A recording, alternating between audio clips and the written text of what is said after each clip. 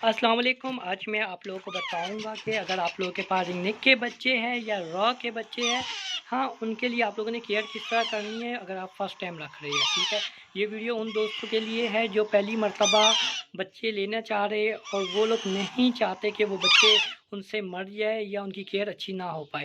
ठीक है, तो इसमें मैं आप लोगों को बताऊंगा कि आप लोगों ने इसकी केयर किस तरीके से करना है। ठीक है, सबसे पहले तो आप लोगों ने आइडिया लगाना है कि आपने बच्चा किस तरह लेना है। देखो, ये बच्चा है, ये बिल्कुल एक्टिव है। ठीक है, ये देख सकते हैं आप, ऐसा बच्चा ले बिल्कुल एक्टिव। ठीक है, तो इससे आपको अंदाज़ा होगा ये बिल्कुल एक्टिव बच्चा है। ठीक है, और अब सेकंड बात आती है कि इसमें मेल और फीमेल का किसका पता लगेगा। ठीक है, 100% हम लोग श्योर नहीं होते कि ये मेल है या फीमेल, पर हम लोग को अंदाज़ा तक पता लगता है कि ये मेल है, ये फीमेल है। ठीक है, तो अंदाज़ा इस तरह जिस तरह आप देख सकते हैं, यहाँ पर इसकी चोंच जो है वो हल्की लाल रंग की है, हल्की नहीं थोड़ी सी तेज़ है, और यहाँ पर खड्डा है। ठीक है, नसोड़ों की जगह जो है वो थोड़ी दूर दूर से सुराख है। ठीक है, और चौड़ाई ज़्यादा है, तो ये मेल है। ठीक है, जो फीमेल है इसका सर भी छोटा होता है जिस तरह ये वाली फीमेल है।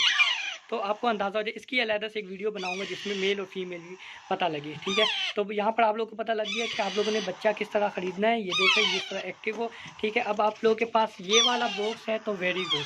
ठीक है, ऐसा वाला बॉक्स है तो वेरी गुड। इससे ये होता है कि अगर चूहे भी है तो चूहे इसका हमला नहीं कर पाते। ठीक है, तो ये इधर से सेफ़ होते हैं, बच्चे बड़े भी हो जाए, जिस तरह इसमें कुछ बच्चे बड़े हैं। ठीक है, तो ये बाहर नहीं निकल पाएंगे।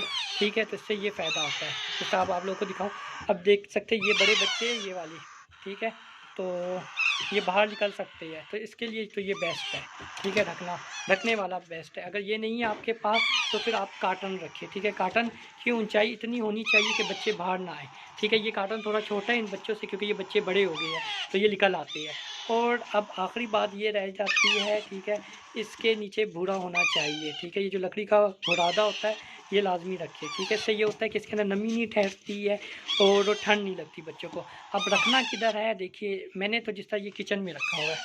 ठीक है, ये मैंने किचन में रखा है क्योंकि हमारे यहाँ पर किचन जो है ये ठंडा होता है। ठीक है, ना इतना गर्म होता है, पंखे की ज़रूरत नहीं है। ठीक है, तो इसलिए मैंने यहाँ पर किचन में रखा हुआ है। ठीक है, ऐसी जगह पे रखे जहाँ पर ना इतनी ज़्यादा ठंड हो ना इतनी ज़्यादा गर्मी हो। ठीक है, ऐसी जगह पे रखे, और पंखे के नीचे तो बिल्कुल ना रखे। ठीक है, पंखों के नीचे रखोगे तो बीमार हो जाएंगे, ना एसी के कमरे में ना पंखे के नीचे। अगर डायरेक्ट हवा जहाँ पर लगती हो वहाँ पर बिल्कुल मत रखे, बच्चे बीमार हो जाएंगे। ठीक है, तो इसको तो मैं किचन में रखता हूँ क्योंकि इसका ढकना खुला हुआ है ऊपर से। ठीक है, और इनको कहाँ रखता हूँ ये मैं आपको दिखाता हूँ। पहले इनको लेकर जाता हूँ, इनको मैं अपने यहाँ पर रूम में रखता हूँ क्योंकि थोड़े छोटे बच्चे हैं। ठीक है, ये भी कमरा ठंडा है। ठीक है, पर फिर भी अब चूहों से बचाने के लिए, बिल्ली से बचाने के लिए ये ढकना यूँ कर दिया, इतना सा एरिया थोड़ा खुला छोड़ दिया। ठीक है, और इतना एरिया इस अलमारी का यहाँ से भी खुला छोड़ दिया। ठीक है, तो यहाँ पर हवा आ जाए, और यहाँ पर फ़ैन नहीं लगा हुआ है, फ़ैन बंद है। ठीक है, कमरा टेम्परेचर अच्छा है, अगर फ़ैन लग भी जाए तो कोई मसला नहीं होगा क्योंकि बच्चों को मैंने यहाँ पर रखा हुआ है। और अब बात कर लेते हैं बच्चों की फ़ीड के हवाले से। ठीक है, तो आप लोगों ने फ़ीड कौन सी देनी है। देखिए, अगर आप लोग 1-2 बच्चे रख रहे हैं या एक बच्चा रख रहे हैं, ठीक है, और इस तरीके से बच्चा लिए जो एक्टिव है, ठीक है, तो उसको आप चने की दाल भिगो कर दें। ठीक है, गंदम है वो भिगो कर दें, काला चना जो है वो भिगो कर दें।